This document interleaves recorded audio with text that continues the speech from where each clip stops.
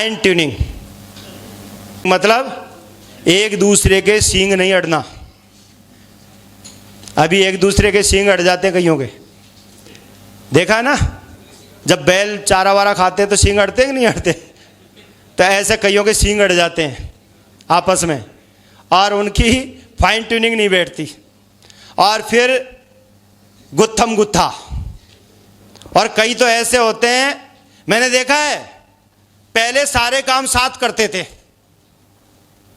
मतलब कई तो ऐसे जो चड्डी वाले फ्रेंड थे, बचपन वाले ऐसे, और वही लोग ऐसे हो गए एकदम तनातनी में। किसके पीछे? फाइन ट्यूनिंग के पीछे। एक आदमी की ऊपर नीचे क्रॉस लाइन हो गई, उसमें हो गया। बोलो,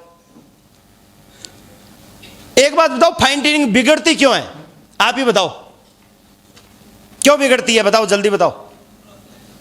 क्रॉस लाइन, दूसरा ईगो, और है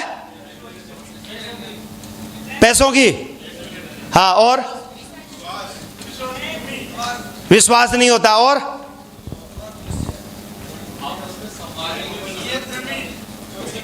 गलतफहमियां हो जाती है। तो जब ये सारी चीजें आपको पता है तो फिर क्यों करते हो आपस में? है, आपको पता सबको है लेकिन फिर भी करते हो। इसका मतलब क्या है?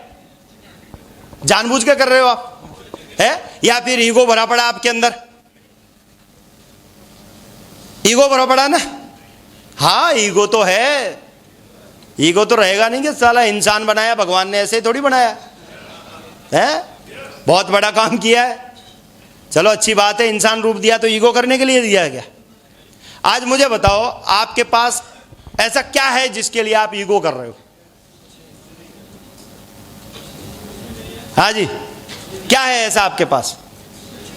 मैं हमेशा एग्जाम्पल भी देता हूं। एक रावण का नाम सुना ही होगा आपने, दशानन।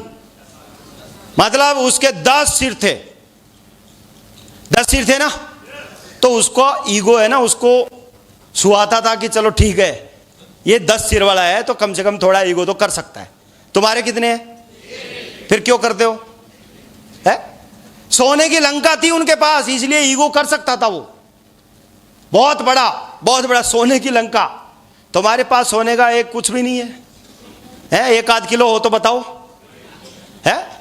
मिल जाएगा किसी के पास? हो सकता है लक्ष्मण जी के पास मिल जाए। किधर गए?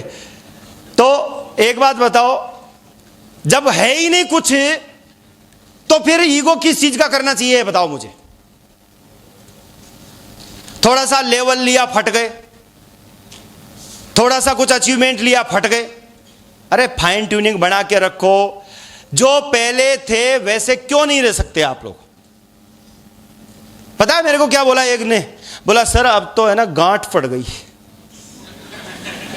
वो धागा टूट गया ना, उसमें गांठ पड़ गई। मैं कोई बात नहीं, धागा नया ला देता हूं आपको, और तो क्या करूं? अरे यार, पुरानी चीजों को भूल नहीं सकते क्या? भूल सकते हैं ना? नई पारी की शुरुआत करो ना।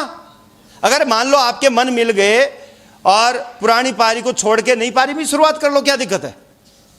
लेकिन वो है ना, गांठ पड़ जाती है तो वो गांठ को खोलना नहीं चाहते, गांठ खुलती भी है।